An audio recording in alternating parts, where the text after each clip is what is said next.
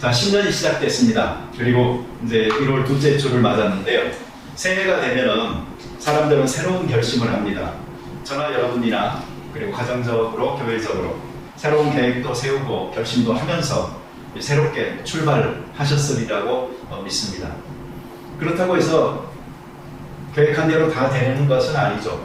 그 중에는 작심삼일이라고 시작했다가 얼마 가지 않아서 포기하는 일도 있을 수도 있고, 그리고 처음부터 아예 시작조차 못하는 항목도 있을 수가 있습니다.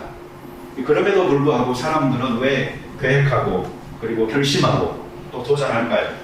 그것은 그렇게 하지 않는 사람보다는 그렇게 하는 사람이 훨씬 더 발전적인 삶을 살아갈 수 있기 때문입니다. 바닷가에 보면은 파도들이 끊임없이 칩니다. 근데 아무리 큰 파도라고 해서 단 한 번에 그 파도가 멀리서부터 해변까지 닿는 것은 아닙니다. 아주 작은 파도들로 나눠져서 끊임없이 조금씩 밀려와서 해변에 닿는 것입니다. 그런 것처럼 우리가 무엇을 이루고 또 성취하고자 할 때도 마찬가지입니다. 결심이 작고 그리고 작은 시도들이 모이고 쌓여서 목적지에 이르게 되는 것입니다. 바울은 본문에서 자기가 살아가는 삶을 나의 달려갈 길이다, 또 주 예수께 받은 사명이다, 이렇게 좀 비장한 표현들을 사용하고 있습니다. 실제로 바울은 자기 생을 표대를 향해서 달려가는 그 경주자와 같은 마음으로 살았던 사람입니다. 그래서 교회 역사를 보면은 사도 바울처럼 그 짧은 생을 온전히 불태우면서 살았던 그러한 인물도 없을 듯합니다. 바울은 자기가 선한 싸움을 싸우듯이 인생을 치열하게 살았을 뿐만 아니고 자기의 영적인 아들인 디모데에게도 너도 선한 싸움을 싸우라라고 권합니다. 그렇다면 바울이 디모데에게만 그렇게 권하는 것은 아닐 것이고, 또 다른 충성된 사람들에게 그렇게 바울이 디모데를 통해서 권하고 가르치라고 했던 것처럼 우리들에게도 그런 삶을 요구하고 있을 거라고 생각을 합니다. 그래서 우리는 신년도를 맞으면서 어떻게 하면 바울처럼 또 디모데처럼 그리고 많은 충성되었던 사람들처럼 내 인생을 향방 없이 살아가는 것이 아니고 목적지를 향해서 달려가듯 열심히 선한 싸움을 잘 싸우면서 살아갈 수 있을까 하는 이런 관심들을 갖게 됩니다. 그 비결은 첫째로 우리가 소명을 받은 자로 그리고 사명을 가진 자로 삶을 살고 있다, 이 사실을 분명히 해야 됩니다. 여러분, 소명이라는 말 그리고 사명이라는 말 교회에서 참 자주 쓰는 말인데 이게 똑같은 건 아닙니다. 한 글자가 틀리잖아요. 그죠? 소자하고 사자, 저기 뭐가 틀릴까요? 근데 대단히 재밌는 건 우리나라 성경에서 이 소명이라는 말과 사명이라는 말을 찾아보잖아요. 그러면 빈도수가 그렇게 자주 나오는 말이 아닙니다. 이 개역 한글에 있어서는 이 소명이라는 말은 딱 한 번밖에 안 나와요. 근데 그게 어디에 나오냐면은 디모데 후서 1장 9절입니다. 하나님이 우리를 구원하사 거룩하신 소명으로 부르심으로 우리의 행위대로 하심이 아니요 오직 자기의 뜻과 영원 전부터 그리스도 예수 안에서 우리에게 주신 은혜대로 하심이라. 즉 하나님께서 은혜로 우리를 부르셨다는 그 조금 넓은 의미에서의 그 구원으로의 초청, 그리고 하나님 나라를 위해서 일하는 사람들로서 부르시는 이것을 말을 하고 있고요. 그리고 사명이라는 말은 성경에 3번이 나옵니다. 근데 진지하게 이 세 개를 찾아보려고 성경책을 펼치잖아요. 그러면 첫 번째 거에는 굉장히 실망을 하게 됩니다. 왜 그런가 하니 거기에 보면 느헤미야 7장 34절인데요. 기타 엘람 자손이 1254명이요 할 때 그 사명이 나와요. 그러니까 여기는 그냥 숫자일 뿐입니다. 그리고 우리가 읽은 오늘 그 사도행전 20장 24절에 있는 주 예수께 받은 사명, 여기에 사명이 두 번째 등장하고요. 그 다음에 마지막으로 등장하는 것은 고린도전서 9장 17절입니다. 이것 역시 바울이 사용한 말인데 내가 내 자의로 이것을 행하면 상을 얻으려니와 자의로 아니한가 할지라도 나는 사명을 맡았노라. 여기서 이것이라는 것은 복음 전하는 것입니다. 내가 복음 전하는 것을 누가 시켜서가 아니고 내 자원하는 마음에서 한다면 이거 상 받을 일이다. 그렇지만 내가 자의로 아니한다 할지라도 나는 뭐 상을 받거나 자랑할 거 아무것도 없다. 왜 그런가 하니 이건 내 사명이기 때문이다 라고 할 때 이 말이 등장하는 것입니다. 그래서 우리는 이렇게 정리를 해볼 수가 있습니다. 소명은 좀 큰 그림이고 사명은 작은 그림입니다. 소명이 만약에 숲이라면 사명은 나무입니다. 소명이 전쟁이라면 사명은 전투입니다. 소명이 방향이라면 사명은 임무입니다. 어떤 사람은 이걸 굉장히 그림 그리듯이 설명을 잘 해놨어요.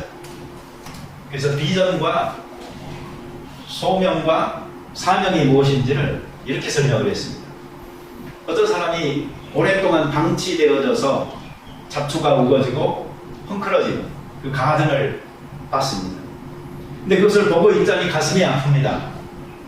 그러면서 점점 더 저 가든이 깨끗하게 손질되어지고 계획되어진 돌봄을 통하여서 나무가 심겨지고 물이 뿌려지고 한다면 얼마나 아름답겠는가라는 그 그림을 보게 됩니다. 이게 뭐냐면 이게 비전입니다. 그리고 지나칠 수도 있는데 뭔가 그 일과 내가 관련이 있을 것 같다는 쉽게 떨쳐버리지 못하는 어떤 강한 집착이 자기 안에서 생겨납니다. 이게 바로 소명입니다. 이때까지만 해도 그것을 위해서 자기가 무엇을 해야 되는지는 잘 모르는 거예요. 그런데 시간이 좀 더 지나면서 그 안에서 구체적으로 자기가 무엇을 할지를 발견을 합니다. 삽질을 할지 아니면 낫질을 할지 아니면 조경을 할지 그런 것들이 정해집니다. 그게 바로 사명입니다. 이렇게 설명을 했어요. 조금 이해가 되셔요? 한피한 가든을 보는데 갑자기 너무나 아름다운 정돈된 정원이 떠오르는 거예요. 그게 바로 하나님이 우리에게 주시는 비전입니다. 그리고 그것이 뭔가 나하고 상관이 있게 느껴지는 거예요. 내가 감히 무시하고 지나칠 수 없는 거예요. 그게 바로 나하고 관계가 되어져요. 이 소명으로 엮이는 겁니다. 근데 이때까지만 해도 나는 무엇을 할지 아직 잘 모르는 거예요. 근데 시간이 지나면서 그 안에서 내가 무엇을 담당해야 될지가 구체적으로 발견되어지고 주어졌을 때 우리는 이것을 사명이라고 이야기하는 것입니다. 사명이라는 말을 제일 많이 사용하는 곳이 어딜까요? 저는 군대일 거라는 생각을 원래 했어요. 그런데요, 놀랍게도 인터넷에서 여러분 한번 서치를 해보세요. 사명. 그러면요, 전부 다 교회가 뜨고 설교가 뜨고 찬양이 뜨고 그럽니다. 교회만큼 이 사명이라는 말을, 소명이라는 말을 많이 사용하는 곳이 없습니다. 그런데 과연 교회는 그리고 그리스도인들은 사명의 길을 가고 있는 것일까요? 그리고 그 사명이 잘 감당되고 있는 것일까요? 저는 그렇다라는 생각도 있고 또 그렇지 않다라는 생각도 있습니다. 왜 그런가 하니 제가 조금 전에 말씀드렸듯이 사명이라는 것은 구체적인 것인데 우리 한국 사람들에게는 쉽게 다른 사람들이 하는 말이 있어요. 총론에서는 강한데 강론에서는 약하다. 다시 말하면 방향은 뭔가 옳은데 그 방향을 실제화시켜서 풀어내는 그 실천 방안에 있어서는 구체적인 안이 별로 없다라는 말인 것과 같은 거예요. 그런데 우리 그리스도인들이 어쩌면 지금 그런 입장에서 신앙생활을 하고 있는지 몰라요. 하나님을 섬겨야 된다. 사랑해야 된다. 뭔가 큰 그림은 맞아요. 그리고 우리는 거기에도 헌신이 되어져 있어요. 하나님 나라를 위해서 일해야 된다. 열정들이 있어요. 그러나 그 안에서 당신은 어떤 사명을 갖고 계십니까? 라고 했을 때 구체적으로 나는 이 일을 함으로 이 소명을 감당하기 원합니다 라고 말할 수 있는 사람은 별로 없는 것 같아요. 실제로 사명이라는 말을 우리는 주로 어디에다가 많이 씁니까? 무슨 세계 성교의 사명, 대단한 데다 갖다 붙여버리잖아요.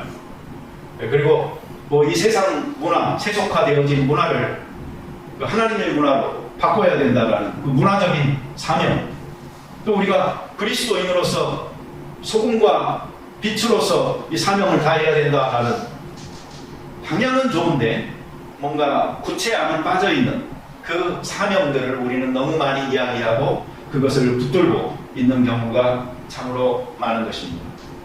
우리의 개인적인 삶과 그리고 가정에서의 우리에게 맡겨진 책임도 무시할 수 없는 하나님께서 우리에게 주신 사명인데 우리는 그 부분까지도 사명으로 잘 안 받아들이는 경우가 많이 있습니다. 그리고 교회와 이웃, 그리고 사회와 이 나라, 그리고 세계와 역사에 대해서도 그리스도인들은 사명을 가지고 있는 것입니다. 또한 우리가 오늘 날씨 좋다고 이야기하고 조금 들뜬 마음으로 어디 가고 싶은 마음이 생기고 이 자연세계 이것들도 하나님께서 창조하시고 나서 인간에게 너희가 정복하고 다스리라고 우리에게 주신 것이거든. 그러니 거기에 대한 사명도 우리가 가지고 있는 겁니다.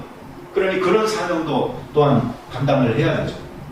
그런데 이것을 아주 실천적으로 쉽게 그냥 풀어서 생각을 해본다면 요즘 많이 이야기되어 있는 기후온난화로 인한 이 지구 환경의 파괴, 그래서 재활용품 사용하는 거 좀 줄여야 된다라고 많이 이야기하고 있는데도 우리는 교회에서 안 하잖아요.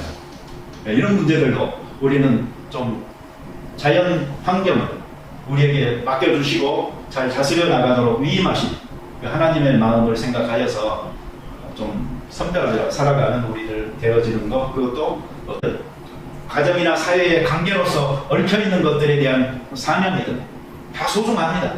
그렇지만 이 모든 것들은 다 어떤 방향을 향하여서 가야 되는 겁니까?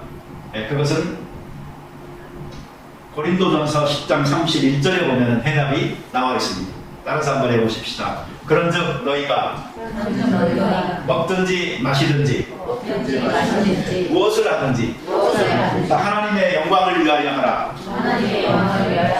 예, 우리는 다양한 은사를 받았습니다. 그리고 재능도 직업도 다 다릅니다. 하지만 무엇을 하든지 하나님의 영광을 위한 이 궁극적인 목적은 모두가 같아야 되는 것이고, 그리고 그 사명은 우리가 다 감당해 나가면서 그 하부적인 여러 가지 구체적 사명도 역시 감당할 수 있어야 되는 것입니다. 내가 무엇을 해야 될지를 알잖아요. 그러면 달라지는 게 있어요. 시간이 중요하게 돼요. 사람과 관계가 중요하게 돼요. 또한 내가 사용할 수 있는 모든 리소스들, 그것은 나의 지식이나 경험이나 물질이나 그런 모든 것들이 전부 다 이 사명, 목적을 위해서 사용될 수 있는 것들이니까 귀중하게 이것들을 여기게 되는 것입니다. 여러분, 사명은 무엇이 되어졌든 간에 분명해야 됩니다. 분명하지 않으면 그것은 사명이 아닌 것입니다. 내가 왜 사는지, 내가 왜 이곳에 있는지, 내가 무엇을 해야 하는지를 알 때에, 그때에 우리에게는 방향을 향하여서 뚜벅뚜벅 걸어갈 수 있는 이 힘이 생겨나게 되는 것입니다. 여러분, 몇 년 전에 그 신문에 아주 이상한 그 기사가 하나 생겼어요. 중국이 너무 넓은 나라라서 그런지 모르겠는데 명절에 자기 고향으로 가려고 어떤 사람이 출발을 했는데요, 한 달을 갔대요. 그런데 반대 방향으로 가고 있었대요. 그래서 다시 돌아와야 되는 경우가 있었다고 합니다. 표지판을 안 보고 간 건지 어쨌든지 알 수는 없지만 방향을 모른 채로요 너무 열심히 간다는 것은 결코 좋은 게 아닙니다. 왜냐하면 열심히 간 만큼 자기는 더 옳은 길에서 벗어나 버릴 수가 있는 거거든요. 그러니 열심히 산다는 것도 중요하지만 내가 결국 이 삶을 통하여 어떤 방향을 향하고 있느냐라는 그것이 더 소중하다 생각하고 이 방향이 설정이 안 돼 있다면 우선 이것부터 제대로 설정하고 가야 될 필요가 있는 것입니다. 왜 살죠? 라고 물으면 그냥 살지요 라고 답하는 사람이 많이 있습니다. 그러면 그 다음에 바로 저는 드는 생각이 그냥 왜 살지? 하는 생각입니다. 살아있다는 것은 우리의 생명을 연장하기 위한 목적을 충족시키기 위해서 지금 사는 것이 아닙니다. 어떤 누구도 단순하게 지금보다 더 오래 살기 위해서 살지는 않습니다. 우리들은 사는 동안에 무엇을 향하여 가고 있느냐, 무엇을 이루려고 하느냐 하는 이것이 훨씬 더 중요하다는 것을 잊지 말아야 됩니다. 인생이 허무하게 느껴지는 사람들, 어떤 상실감에 괴로워하는 사람, 그 사람들은 현재 내가 잃어버린 것, 내가 공허한 거, 무의미한 거 이것만 생각하고 있지 그것이 어디서부터 비롯되어졌는가 하는 것을 잘 모를 때가 있습니다. 그것은 바로 삶의 목적입니다. 이 목적이 있다면, 그리고 목적지가 있다면 방황도 멈추게 될 것이고 하루하루 살아가는 삶의 의미가 있게 되는 것입니다. 그럼 사명을 감당하려면 사명을 감당할 수 있게끔 준비가 되어져야 됩니다. 아까 저 식당에서 제가 원수하고 잠깐 농담을 했었는데 따라서 해봅시다. 재물은 인격만큼 주어지는 게 맞습니다. 네, 성경적으로 딱 원리를 보잖아요. 그럼 딱 그래요. 자기 인격만큼 물질이 있어야 돼요. 그래야 그 물질로 인하여 넘어지지도 않아요. 그런데 자기 인격보다 물질이 더 많잖아요. 그러면 그 사람 꼭 뒤탈이 납니다. 사명도 마찬가지 같아요. 준비된 만큼 그 사명이 주어져야지 그 사람에게 그것이 축복인 것입니다. 어떤 사람은 준비는 안 됐는데 일 욕심은 많다고 사명만 거창한 거 타이틀만 여러 개 막 차지하고 힘들어 하는 경우도 많이 있잖아요. 그러니 성경적으로 본다면 준비되어진 만큼 사명은 주어지고 또 감당하는 게 맞는 것이고, 재물도 그 재물을 잘 핸들링하여서 덕스럽게 살 수 있는 것만큼 주어지는 게 그게 바로 복이다 라고 생각하면서 내가 얼마나 준비되어졌나 하는 것을 먼저 점검할 수 있는 우리가 됐으면 좋겠어요. 하나님께서 우리를 훈련시키시는 가장 흔하지만 가장 효과적인 방법이 무엇인 줄 아세요? 고난입니다. 고난을 통하여서 하나님은 이 인생의 훈련장에서 하나님의 사람들을 연단시킵니다. 그 방법이 아니고서는 도저히 가질 수 없는, 깨달을 수 없는 하나님의 축복이 그 안에 있는 것입니다. 그러니 여러분, 고난을 두려워하지 마시고 이 고난의 정과 망치가 내 삶의 아픈 부위들을 때리고 부순다 할지라도 하나님께서는 이것을 통하여서 나를 어떤 모습으로 빚어가고 있을까 하는 것을 관심 가지면서 살다 보면 하나님이 딱 원하시는 그 형상의 모습으로 우리가 빚어질 것이다 라고 저는 믿습니다. 그리고 그렇게 준비되어진 만큼 하나님께서는 감당할 사명도 주셔서 우리로 하여금 보람있게 살게 하리라고 생각합니다. 고통을 이긴 사람은 가볍게 인생을 산 사람에게 기대할 수 없는, 감동을 줄 수 있는 진한 자기 스토리를 갖게 됩니다. 그래서 우리는 그런 사람들을 통해서 영적인 감화도 받고 정신적인 충격도 받으면서 영향을 받게 되는 것입니다. 저는 여러분들이 이 고난을 훌륭하게 잘 통과하고 그 고난에 주는 성숙함의 축복들을 인생의 귀한 비밀들로 잘 챙겨서 삶을 지혜롭게 잘 살아갈 수 있게 되기를 바랍니다. 두 번째로는 구체적인 사명을 붙들고 우리 다시 일어날 필요가 있다는 것을 알고 우리 다시 일어설 수 있어야 합니다. 여러분, 소명으로 무장하고 그리고 사명으로 사역하는 사람은 자기 관리에 철저해야 되는데 실제로 많은 사람들은 이 자기 관리에 철저하지 않아요. 그러다 보니까 하나님께서 주신 소명만큼 그리고 사명만큼 잘 감당하다가도 실패해서 무너지고 낙심하고 그래서 놔버리는 그런 경우들이 참으로 많이 있습니다. 사도 바울은 고린도전서 9장 27절에서 내가 내 몸을 쳐서 복종하게 하면 내가 남에게 전파한 후에 자신이 도리어 버림을 받을까 두려워합니다 라고 이야기하고 있습니다. 하나님의 일을 하는 모든 사람 그리고 그리스도인들은 등불과 같아요. 근데 등경 위에 올려진 등불이에 사람들에게 보여져야 높은 곳에서 또한 비치는 영향력을 발휘할 수가 있잖아요. 예, 그런데 이 보여지는 위치에 있다는 것, 이것을 잊어버리면 안 돼요. 그래서 항상 자기를 쳐서 복종시켜서 하나님 앞에 그리고 사람들 앞에 부끄럽지 않도록 드러날 수 있도록 힘쓰는 것, 이게 참으로 귀한 일입니다. 디모데에게 선한 싸움을 싸우라고 바울이 말하면서도 그에게 이런 내용을 덧붙이잖아요. 믿음과 착한 양심을 가져라. 어떤 이들은 이 양심을 버렸고 그 믿음에 관하여서는 파선하였느니, 다시 말하면 아무리 선한 싸움을 열심히 싸운다고 할지라도, 전투적이다 할지라도, 그래서 성취가 있고 어떤 업적이 있다고 할지라도 양심을 버려버리고 믿음에 파선해버리면 안 된다는 겁니다. 그러니 자기를 쳐서 복종시키는 것에 힘써서 이 양심도 지키고 믿음에 관해서도 파산하지 않으면서 사명을 감당하도록 우리가 힘써야 되겠습니다. 구약에 보면은 요나가 나오죠.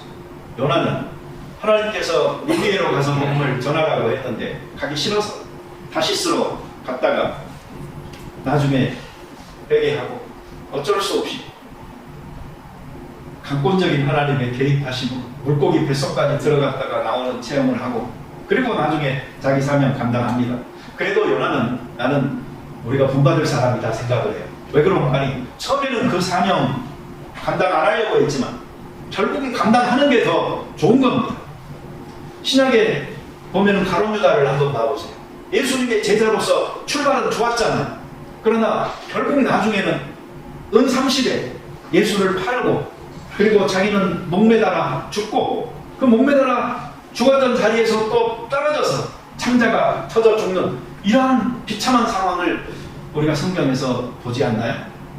처음에 불순종하더라도 나중에 순종한 사람이 귀한 것입니다. 예수님께서 이런 비유하셨어요. 포도원에서 일하라고 그 아버지가 마다들에게 말을 합니다. 근데 마다들은 예 하고 마다들이 대답을 합니다. 그래 놓고 안 가버립니다. 그런데 그 둘째는 처음에는 안 간다고 했다가 나중에 생각해 보니까 깨달았어요. 그래서 포도원에 가서 일을 하잖아요. 결국 일을 한 그 둘째가 더 낫다라는 말입니다.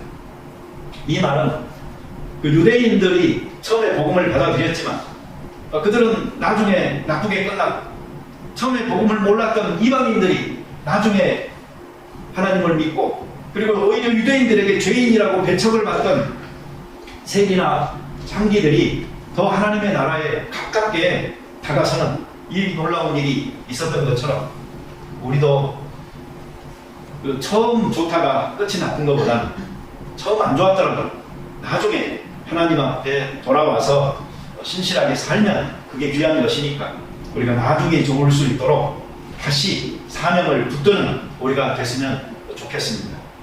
제가 이 목사로서요 살다 보면은요 사명을 나름대로 감당하면서 산다는 것에 좋은 점 두 가지가 있습니다.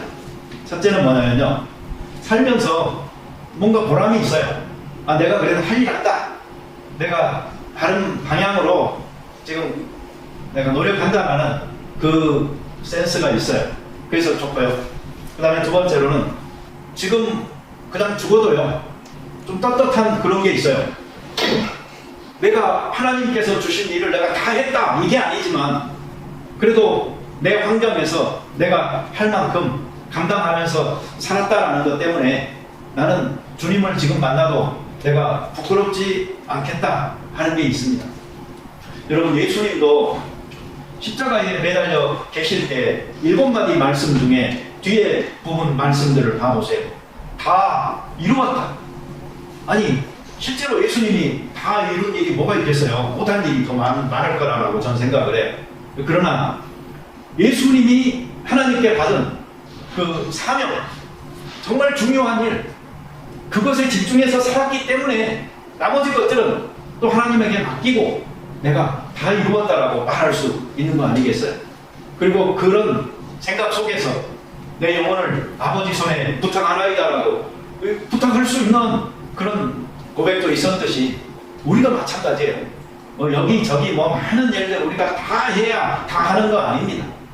정말 중요한, 하나님께서 꼭 너 아니면 안 된다, 이루어야 된다라고 사명으로 준 그 일을 위해서 우리가 살다 보면요, 끝에서 완성의 고백을 할 수가 있고 또 떳떳하게 아버지께 영혼을 부탁할 수도 있는 순간이 오리라고 생각을 합니다. 제가 이 두 사람의 이야기를 소개해 드리고자 합니다. 이 한 사람은 이 김은국 씨의 소설 순교자에 나오는 신 목사님이라는 분입니다. 이분은 6.25 그 전쟁의 비참한 상황을 경험하면서 자기 신앙을 잃어버렸어요. 그래서 하나님을 믿지 않습니다. 평양에서 14명의 목사가 체포되어져서 그 중에 12명이 사형당하는 사건이 있었는데, 그 사건을 조사하기 위해서 그 대의 계급을 가지고 있던 군인 한 명이 그 파견 나와서 그 신목사님과 이렇게 만나서요, 그걸 알고 목사님에게 이런 말을 합니다. 목사님, 양심을 속이지 마십시오. 교인들에게 말하십시오. 내가 옛날에는 하나님을 믿었습니다. 근데 지금은 못 믿겠습니다 라고 말을 하십시오. 그렇게 말을. 근데 그 신목사님은 나는 그렇게 못합니다. 나중에 중공군이 개입을 하고 전세가 이제 못 버티게 되자 그 뒤에 있는 목사님에게 남쪽으로 내려가자라고 이야기해요. 그때 또 이분은 똑같은 말을 해요.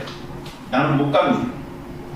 나는 하나님을 믿지 않지만 하나님을 믿고 있는 저 사람들을 나로 인하여서 절망하게 할 수는 없습니다. 이것은 저의 책임입니다라고 이야기를 합니다. 자, 그리고 이제 또 한 사람을 제가 소개시켜주고 싶은데, 그분은 주기철 목사님입니다.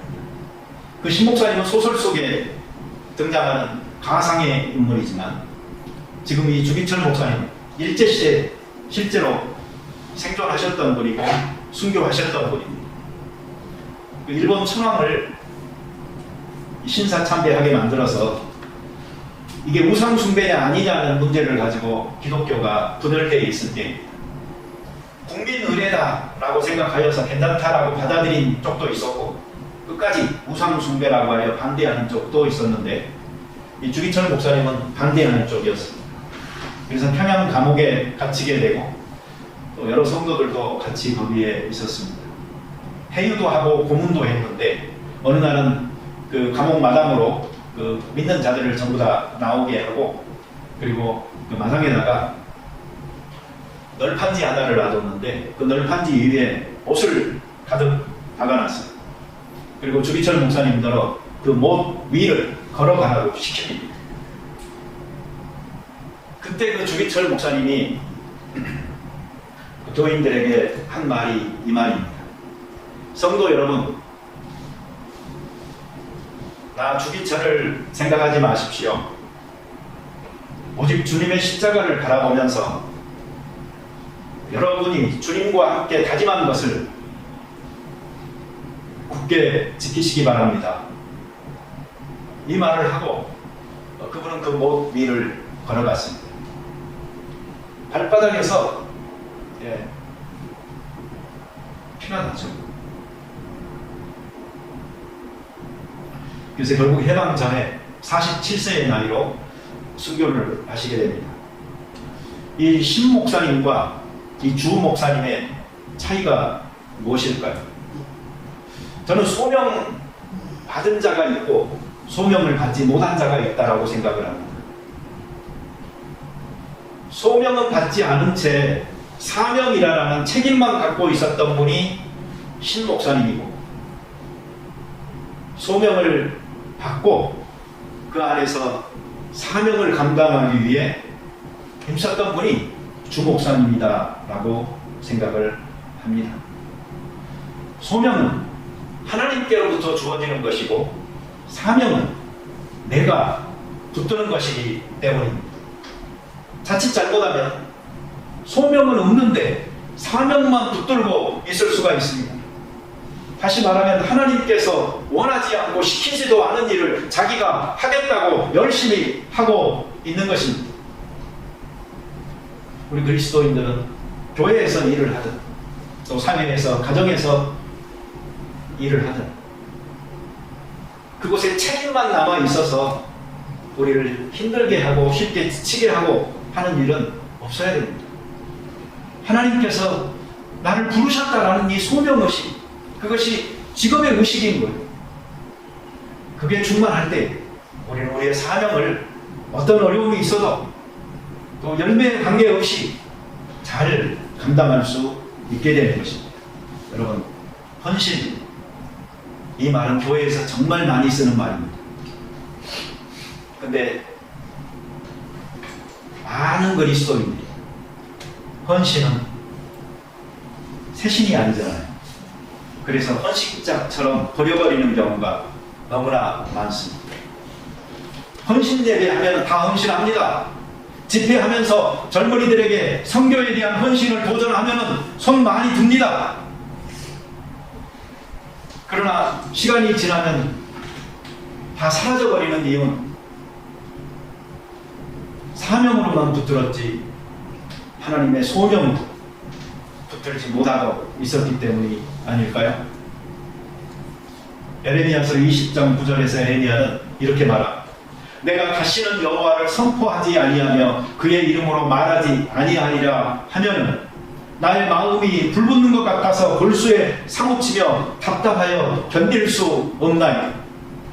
내가 그 여호와의 이름을 선포하지 않으려고 하면 내 안에 불이 붙습니다. 내가 답답해서 견딜 수가 없습니다. 왜 그렇죠? 그건 바로 여호와의 말씀이 불 같고 방망이 같아서 전하지 않으면 자기의 마음에 불이 붙어버리고 골수에 사무치기 때문입니다. 그래서 소명에 근거한 사명을 가진 사람은 자기 안에 불덩이를 가지고 있는 거예요.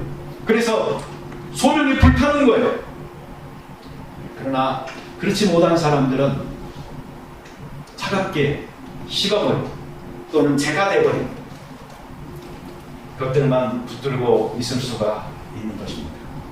그러니 우리 혹시 하나님께서 우리에게 주신 비전들이 있었는데 오랫동안 잊어버리고 살았다면, 하나님께서 우리에게 부르신 소명이 있었는데 삶의 여러 힘든 지치게 하는 것들에 밀려 우선순위에서 벗어나버려서 잊어버리고 있었던 것들이 있었다면, 이 신년을 맞으면서 좀 다시 붙들고 그것들이 불타 오를 수 있도록 해서 사명을 잘 감당하실 수 있으면 좋겠습니다.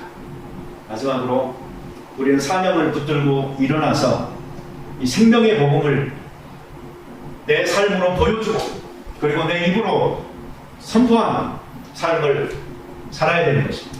아프리카 선교사의 위대한 족적을 남긴 리빙스턴 선교사가 했던 유명한 말이 있습니다. 사명을 가진 자는 그 사명을 완수하기까지 결코 죽지 않습니다. 여러분, 이 말은 아주 좋게 해석을 할 수도 있고 아주 교묘하게 해석할 수도 있습니다. 다시 말하면 내게 사명이 있는데 이 사명 완수할 때까지는 나는 결코 안 죽는다. 그러니 이 생명 아까운 줄 모르고 내가 열심히 사명을 위해서 살면 된다. 그렇게 적극적으로 자기 삶을 내놓고 살아갈 수가 있죠. 그런데 머리 잘 돌아가는 분들 어떻게 생각할까요? 아, 사명을 완수하는 날은 죽는 날이구나. 그러니 사명은 완수하면 안 되겠다.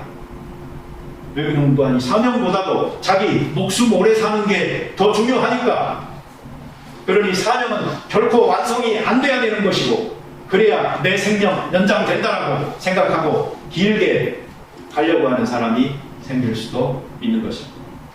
바울은 자기 생명을 조금도 귀한 것으로 여기지 않았습니다. 자기에게 사는 것이 바로 그리스도였기 때문에, 그래서 육신적으로 이 땅에서 사는 것이 별로 의미가 없었어요. 단지 다른 사람을 위해서 유익하기 때문에 이 세상에 좀 더 있으려고 했을 뿐, 자기 자신은 이 세상을 떠나 주님과 함께 있는 삶을 훨씬 더 그리워했던 것입니다. 저는 모든 그리스도인들이 이런 인생관을 가졌으면 좋겠습니다. 그러나 현실적으로 모든 사람이 그렇게 하기에는 힘이 듭니다. 이 땅에서 해야 할 일도 많고 또 그 사명 감당하는 일도 중요하니까요. 하려고 한번 생각해 보세요. 이제 결혼해서 아이들 낳고 한참 크는 그 연령대의 가정이라고 했을 때, 무엇보다 중요한 것은 그 가정에 맡겨진 부모의 책임 아래에 있는 자녀들을 잘 양육하고 키우는 것, 이거 중요한 것입니다. 그런데 그건 소홀히 하고 아무리 주의 일을 한다고 헌신하고 해봐야 삶에 맡겨진 삶의 자리에서의 충성을 회피하는 도구로 신앙을 이용하는 경우가 생겨날 수가 있는 것입니다. 이 말은 다른 말로 하면 이렇게 됩니다. 아이들 이제 잘 양육해서 잘 키웠고, 그리고 우리들의 케어 필요한 연령대를 벗어나서 독립시킨 우리 몇 살부터라도 해야 될까요? 좀 연세가 좀 드신 분들 입장에서는 이제 뭐가 두렵습니까? 바로 이 바울과 같은 신앙 하나로 살면 되지 않겠습니까? 예, 그러니 저는 이게 나이에 따라서 직분이 간다고요. 우리 교회로 본다면은 이제 우리 양수 집사님 이제 되실 분들이나 권사님이나 장로님이나 우리 목사나 이런 사람들은요, 이제 다른 거 자고 우면할 필요 없는 것입니다. 정말 주의 복음을 위해서 열심히 헌신하고 몸된 교회를 위하여서 헌신하고 또 성도들의 삶을 위하여서 내가 밑자락에 바탕이 되어주기 위해서 걸음으로 나를 썩히는 삶에 더 열심을 내야 될 때가 바로 지금이다 라고 생각을 합니다. 여러분, 사명이라는 찬양이 있습니다. 그 곡 중에 보면 이런 가사가 나옵니다. 높은 산도 나는 괜찮소, 바다 끝이라도 나는 괜찮소, 죽어가는 저들을 위해 나를 버리기를 바라오. 정말 대단하잖아요. 저는 오늘날도 정말 이 찬양의 가사처럼 살기 원하는 사람들이 많이 있다라고 생각을 합니다. 그렇지만 가끔은 이런 찬양을 열심히 하면서 실제로는 손가락 하나 까딱하지 않는 사람도 어쩌다가 있습니다. 여러분, 저희 교회는 이런 사람이 생기기 어려운 거 아시죠? 다 보여. 그래가지고 이런 사람이 생겨날 수가 없어. 이런 환경이 나는 우리 교회가 참 좋은 환경이다라고 생각을 합니다. 그러나 교회가 커지면 어떻게 되죠? 이 대형 교회로 갈수록 잉여 자원이요 한없이 많이 늘어납니다. 그래서 예배는 드리지 않고 예배를 보러 가는 사람도 생기고요. 또 하나님께서 교회에 더하여서 지체로서 한 몸을 이루게 하신 게 아니고 그냥 교회에 다니면서 서비스를 이용하게 되는 경우도 생겨납니다. 그렇다고 해서 또 그런 곳에 다니는 사람을 비난하거나 그럴 필요는 없습니다. 저는 뭐 아주 큰 교회는 아니지만 우리 경험해 봤잖아요. 교회에서 사람이 좀 많이 늘게 되자 생겨난 일은 뭐였습니까? 지도자 층에서는 주도권 문제가 생겨납니다. 일반 성도들 입장에서는 별 큰 차이도 아닌데 그저 서로 사람이 다른 것 뿐인데 그거 가지고 옳고 그러고 하는 문제들이 생겨났습니다. 그래서 기억하실지 모르겠지만 저는 지도자들에게는 금식을 요청을 했고, 그리고 전도에 여러 가지 사업하려고 하지 말고 그냥 평화롭게 잘 지내는 일에만 힘쓰라고 요청하기도 했었습니다. 그리고 내가 일을 하기 때문에 새벽 기도는 못하지만 우리 저녁에 50일 기도라고 하자고 해서 50일 동안 매일 저녁에 모여서 기도회를 하기도 했었습니다. 인간적인 문제들은 그렇게 쉽게 풀리지가 않더군요. 그래서 결국 교회는 숫자를 줄이는 방법을 택했습니다. 그래서 우리는 그냥 피했을 뿐 그 문제를 극복하지는 못했습니다. 현재 저희 교회가 이런 함정에 빠져 있지 않은 것을 저는 감사합니다. 작아서 아름다울 수 있고, 그리고 작지만 강한 강소교회로 남을 수 있다는 것에 대해서도 감사합니다. 그렇지만 하나님께서 다시 성장하게 하시는 기회를 우리에게 주신다면 그때 다가올 위기에 대해서만큼은 우리는 능히 이겨낼 수 있을 만큼 우리들의 성숙한 신앙을 발전시켜 나갈 필요가 있는 것입니다. 하나님의 큰 그림을 보지 못한다면 우리는 교회를 하나의 친교단체로 생각하면서 나에게 편한 곳으로 만들려고 하는 유혹을 저도 가지고 있고 여러분들 모두도 다 가지고 있다는 것을 인정해야 합니다. 사도 바울이나 수없이 많은 교회 지도자들이 이 복음을 위하여 생명을 아끼지 아니하여 자기 인생의 코스가 끝나는 그 시점의 시간을 설정해 놓고 돌이킬 수 없는 신앙의 여행으로 돌아갈 수 없는 길을 가는 사람처럼 최선을 다할 수 있었던 이유는 복음이 사람의 영혼을 생명을 살리는 능력이 있다라는 그것을 알고 있었고, 그리고 그 생명을 귀중하게 여기는 사람이 컸기 때문입니다. 코로나 때문에 현상 유지가 다 힘들다고 합니다. 그러나 우리는 한번 꿈을 꿔봅시다.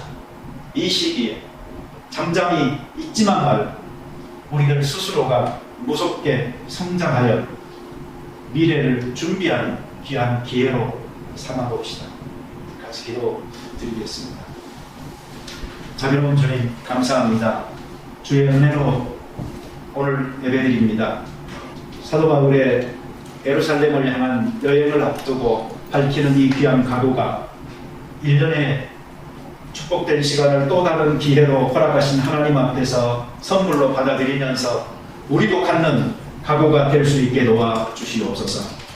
나의 달려갈 길 다 마칠 때까지, 주의 주신 사명 다 완수할 때까지 성령의 붙들림을 받아 그곳에 있는 고통을 외면하지 말고 나의 갈 길을 기쁨으로 내가 달려갈 수 있는 헌신자의 삶을 살 수 있게 도와주시옵소서.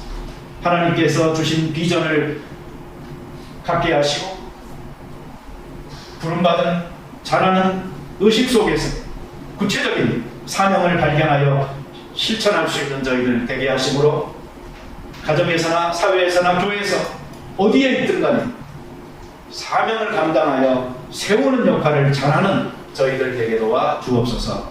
예수님의 이름으로 기도드립니다. 아멘.